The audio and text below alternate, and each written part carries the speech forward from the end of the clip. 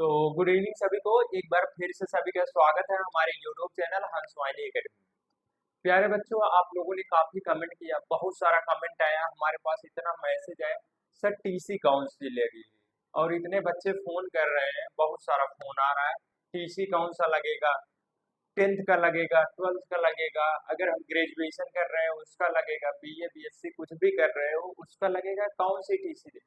बहुत बच्चे एमएससी वाले भी है जो आईआरटी का फॉर्म भरे हैं, ठीक है, वो लोग भी पूछ रहे हैं कौन सा टीसी लगेगा। तो देखो, समझो गौर से, ध्यान से समझना। टीसी कौन सी लगेगी, पहले चीज, टीसी कौन सी लगेगी, ठीक है, टीसी कौन सी लगेगी। और इसके बाद बात करेंगे काउंटर साइन पर। पहले देखो, टीसी, बहुत सारे बच्चे ऐसे हैं जिन्होंने क्या किया, आईआरटी का फॉर्म भरते समय उन्होंने 10th पास किया है। बहुत सारे बच्चों ने 12th के बाद यानी 10th के बाद फॉर्म भरा है। कोई बच्चा 11th के बाद फॉर्म भरा है, कोई बच्चा 12th के बाद फॉर्म भरा है, कोई बीएससी के बाद फॉर्म भरा है, कोई बीकॉम, कोई एमएससी। बहुत सारे बच्चे जो है आईआरटी का फॉर्म भरे हैं ग्रेजुएशन में। तो वो लोग पूछ रहे हैं सर हम टीसी कौन सा दें, कौन सा टीसी लगेगा हमारा। तो देखो, इसका सीधा जवाब है कि आपकी जो लास्ट क्वालिफिकेशन होगी, क्योंकि किसी भी बच्चे का जो टीसी होता है वो एक ही होता है। अगर आप 10th पास करके निकल रहे हैं तो आपको एक टीसी दिया जाएगा, ऐसा नहीं है कि दो दिया जाएगा। इन केस अगर कोई टीसी खो जाती है आपकी, तब द्वितीय प्रति मिलती है, उसके लिए भी आपको हलफनामा देना पड़ता है कि मेरी टीसी खो गई है या कोई प्रॉब्लम है, तो इसके लिए आपको दूसरी टीसी दी जाती है, या तो नहीं मिलता है, ठीक है।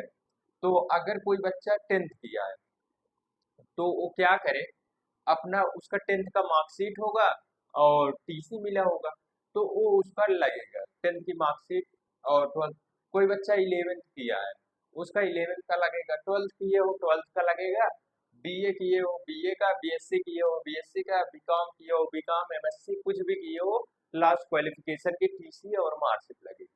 अब बहुत सारे बच्चों का ट्यूशन फोन पर, बहुत सारे बच्चों ने पूछा, मैसेज किया, कमेंट में आया कि सर अच्छा सर हम बीकॉम या बीएससी या 12th कर रहे हैं, क्या हम 10th की मार्कशीट 10th की मार्कशीट 10th की मार्कशीट और 10th की टीसी दे दें। ये दोनों सवाल आ रहा है बहुत सारे बच्चों का, क्या हम 10th की मार्कशीट और 10th की टीसी दे दें, हम 12th कर रहे हैं। तो बाबू ये बताओ, तुम मान लो 12th पास हो चुके हो, तो बोल रहे हो क्योंकि आईआरटी 10th लेवल पर है, क्या हम सर इसका दे सकते हैं, दे सकते हो, बट आपको यहाँ पर समस्या आएगी। क्या समस्या आएगी, जब आप 10th की टीसी मार्कशीट देंगे, कॉलेज वाले को पता चलेगा कि वो बच्चा 10th ही पढ़ा है और 10th की टीसी दे रहा है, तो इसके लिए आपको हलफनामा देना पड़ेगा कि भैया 2 साल आपने क्या किया, 2 साल क्या किए, 10th पढ़े फिर 2 साल गैप है आपका, 2 साल आपने किया क्या। तो उसके लिए आपको हलफनामा देना पड़ेगा कि मैं ये कर रहा था। तो इससे अच्छा काहे दुनिया भर का वो करोगे, इससे अच्छा क्या करो, 12th की जो टीसी है, टीसी और मार्कशीट मार्कशीट दे दो, ठीक है, मार्कशीट दे दो, ठीक है, काम खत्म। 10th की टीसी दे दो, 12th की टीसी दे दो, 12th की मार्कशीट दे दो, काम खत्म। तो आपका गैप भी बच जाएगा, नहीं होगा, और सर्टिफिकेट भी गैप का नहीं बनवाना होगा, ठीक है। सेम चीज ये बीए बीएससी पर या बीकॉम या एमएससी पर लागू होता है।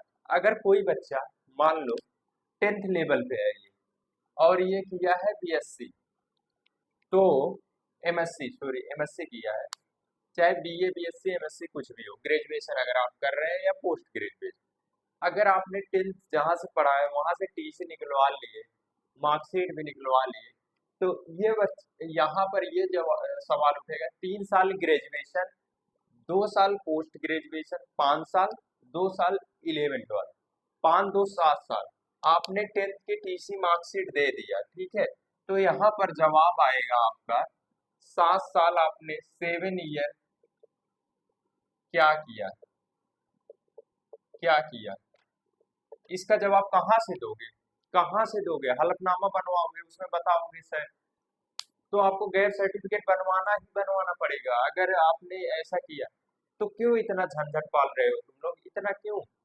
सीधे अपना ग्रेजुएशन कर रहे हो, बीएससी कर रहे हो, बीकॉम कर रहे हो, क्या करो, इसकी मार्कशीट लगाओ और टीसी ले लो, सीधी सी बात।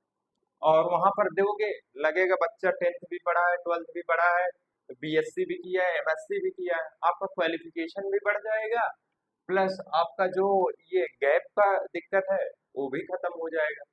तो हालांकि उम्मीद करते हैं आप लोग को ये चीजें समझ में आ गई होंगी। ये बहुत सारे बच्चों का डाउट था। और एक डाउट था, बच्चा कमेंट फोन किया कि सर मैंने क्या किया था, 10th यहाँ से किया, ठीक है, फिर हमने जो 11th था, 11th में यहाँ पर नाम लिखाया, बट इन केस मैंने यहाँ से नाम कटवा कर किसी दूसरे स्कूल में लिखवा लिया। अब मैं 12th में हूँ, इस साल 12th कर रहा हूँ, तो क्या सर हमें उस जहाँ पर पढ़ रहा हूँ उस कॉलेज की मार्कशीट देनी पड़ेगी, सॉरी टीसी देनी पड़ेगी, या जहाँ से 11 नाम कटा के आया था वहां से देनी पड़ेगी? यहाँ से द्वितीय प्रति दोगे, यहाँ से मत दो तुम, सीधा सा जवाब है। अगर आप जो आप जहाँ पर पढ़ रहे हो प्रेजेंट टाइम, इस टाइम जहाँ पर पढ़ रहे हो वहां पर टीसी तुम जमा किए होगे, नहीं जमा किए होगे तो जो जहाँ से पहले पढ़े हो वहां का टीसी निकलवा कर लाओ, फिर जहाँ पे पढ़ रहे हो वहां पे जमा करो, फिर वो नया टीसी आपको देंगे। वो चीजें यानी करंट में जहां पर आप पढ़ रहे हो वहीं का ही टीसी लगेगा, आप ये नोट कर लो, ठीक है, वहां का ही टीसी लगेगा। हालांकि ये उम्मीद करता हूँ आप लोग को समझ में आ गया होगा। सर काउंटर साइन किसका किसका लगेगा, अगला क्वेश्चन आपका था sir, counter signature, signature, signature लगेगा, ठीक है, ये आप लोग के सवाल थे काउंटर सिग्नेचर से रिलेटेड। बहुत सारे बच्चों का सवाल है, बहुत सारे बच्चे कंफ्यूज हैं। तो देखो पहले समझो काउंटर साइन होता क्या है। अगर कोई बच्चा है, मान लो वो सुल्तानपुर डिस्ट्रिक्ट से 12th पढ़ा, अब आगे उसको एडमिशन दूसरे डिस्ट्रिक्ट में लेना है, जैसे वहां से अब इलाहाबाद आईआईटी में जा रहे हो तो वहां पर एडमिशन, तो आपका जो डिस्ट्रिक्ट हो रहा है वो चेंज हो रहा है। जब एक डिस्ट्रिक्ट से दूसरे डिस्ट्रिक्ट में जाया जाता है तो वहां पर क्या लगता है, काउंटर साइन लगता है आपको।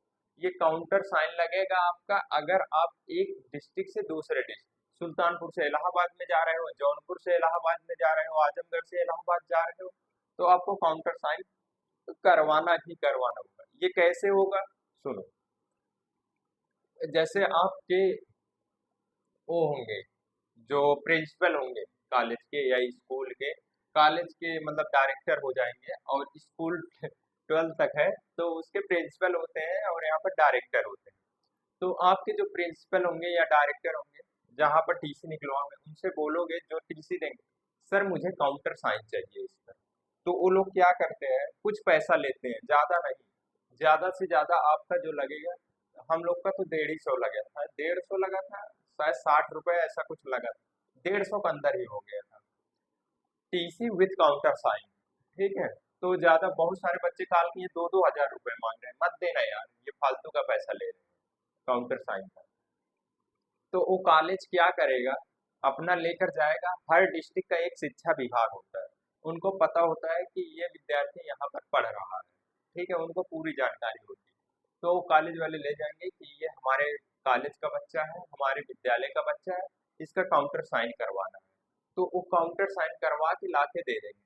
इसमें ज्यादा से ज्यादा आपका 3 से 4 दिन का समय लगता है। जो बच्चे अभी तक नहीं कराए हैं वो काउंटर साइन अपना करवा ले, काउंटर साइन बहुत ही जरूरी है आपका, ठीक है।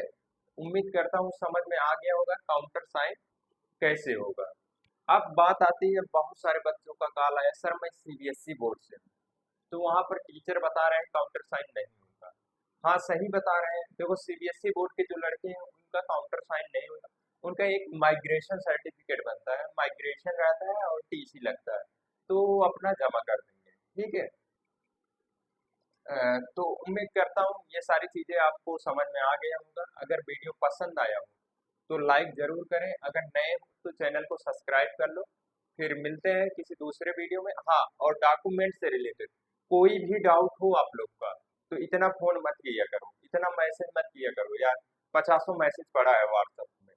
मैं कल सोचा बहुत सारे बच्चों को रिप्लाई दूं, बहुत सारे बच्चों को मैंने दिया भी, लगभग 50-60 बच्चों को रिप्लाई भी किया कल। तो आप लोग ज्यादा मैसेज फोन मत किया करें, कमेंट में जाकर कमेंट कर दो, मैं देखूंगा, मैं खुद ही वीडियो बना दूंगा आप लोग के लिए, ठीक है। चलो ठीक है सभी को, फिर चलते हैं सभी को। बाय बाय, अपना ध्यान रखना, पढ़ाई लिखाई जारी रखना, बंद मत करना, ठीक है। बाय बाय सभी को।